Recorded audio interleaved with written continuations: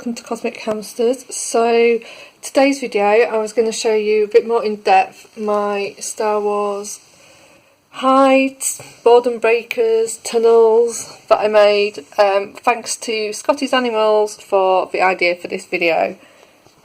So I asked you on the community tab if you would be interested in this video, and majority of you said yes, so this is what you're getting. Hope you like it.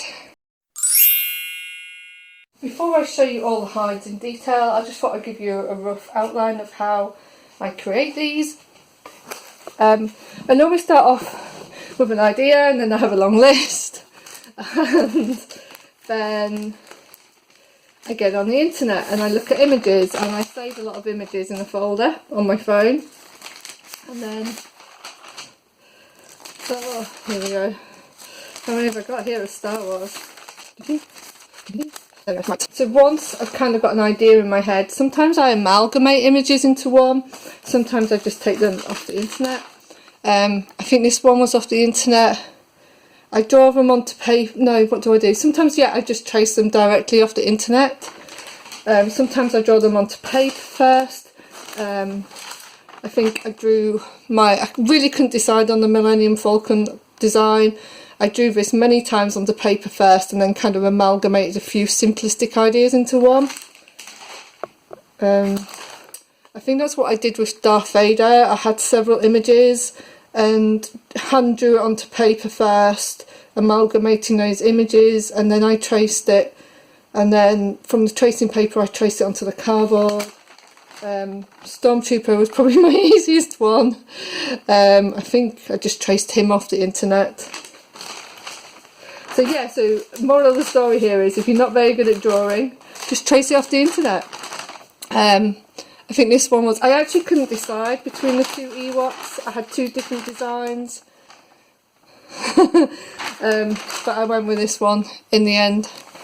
So, this was me working out my TIE Fighter boredom breaker. Yeah.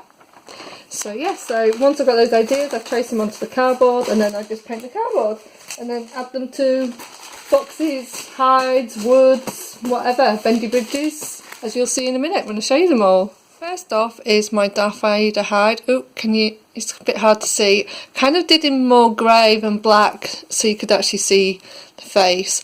The thing with these tunnels is often it's working out where the entrance to the hide is going to go, but I thought this one worked quite well for Darth Vader. So it's just cardboard at the front, cardboard at the back, and then these wooden dowels, which I think are 10mm thick dowels. And the shape I did here was kind of straight up, straight across and straight down. Well, these bits are at a slight angle. Let me see, yeah, for a bit of an angle. Just kind of made me think of the old Star Wars movies, that kind of shape. I don't know why, it just did. I think when Princess Leia's been captured and kept somewhere, and R2-D2 and C-3PO go and try and rescue her or something.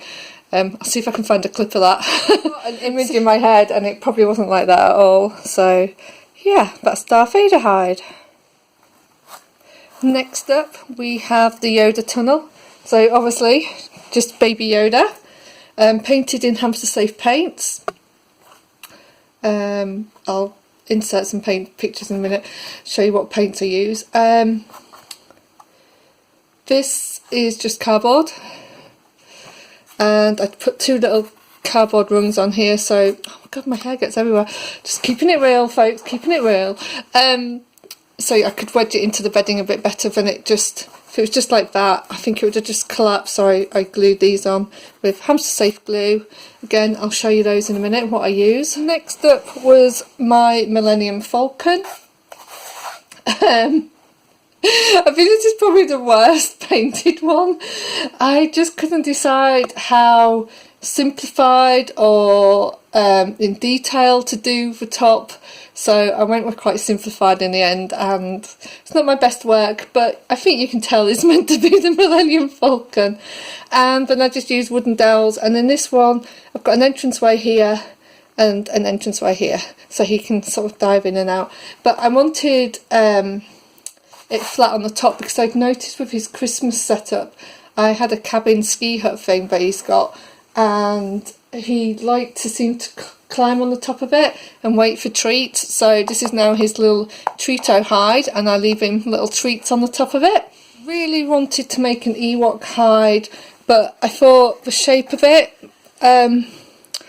was a little bit dangerous. I didn't want anything pointy to hurt my hamster.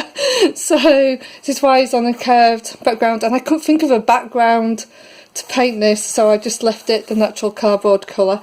And then I just glued pieces of cardboard together to create this box, and then put a little entranceway in there. So generally I make them about at least 5 centimetres wide for my Robo hides. This is the Stormtrooper hide. Again, with this design, it was really easy to know where to put the entrance. I just thought it was cool. But one of my probably most simplified hides I've ever done, because it was just easy to do. This time I glued the 2 pieces of cardboard onto a bendy bridge, which I got from Clyde's Critter Climbers. I think I always want to say trails, but I think it's climbers. And they're just the perfect size for Robo bendy bridges. And to make these hides, I just made some black tunnels to give him some cover when he's running around in his cage. And these are just, these were actually from the packaging from the Harika Rodipet wheel that Moonbeam's got. So I didn't have to paint these or anything. I just glued them with Hamster Safe paint and scattered them about his cage. One is just my TIE Fighter boredom breaker. So I just used Lysol string, whatever you call it. These are just cut out of cardboard and painted black with a bit of grey, and a little boredom breaker ball that I think that I got from Rat Rations, and I just put like a pumpkin seed or something inside there, and then when I lower the lid down, it drops down to here. And then the last thing was his treehouse, again made from the cardboard packaging from his Moonbeam's Harika Rodipet wheel, and I just put little wooden, oops, can't see, let's see, I just put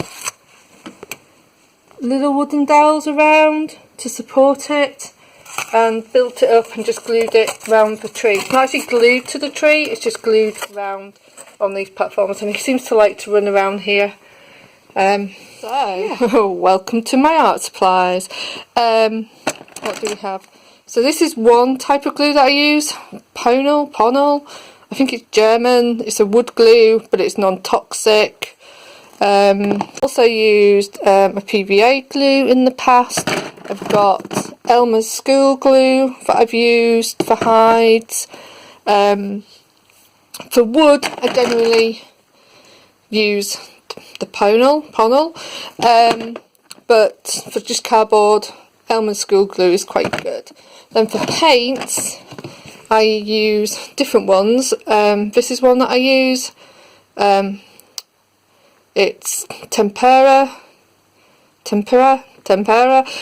paint, which is non-toxic. It's made from, I want to say, calcium bicarbonate.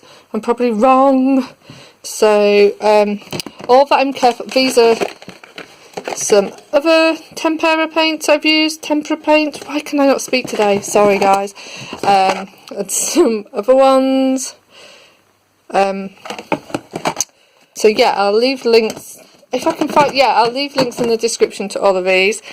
Oh yeah, one other.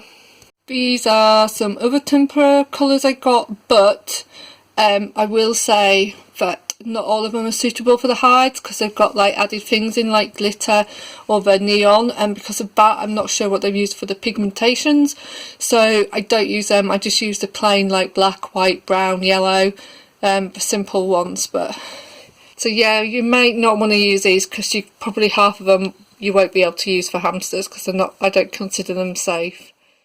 I hope this video was helpful to any of you that want to make your own hides or tunnels or boredom breakers. I also do have a Halloween hide video that shows you from start to finish the whole process, which includes like cutting out, drawing, gluing, painting. So I'll link to that video here. Thanks for watching, guys. Don't forget to like and subscribe. See you next time.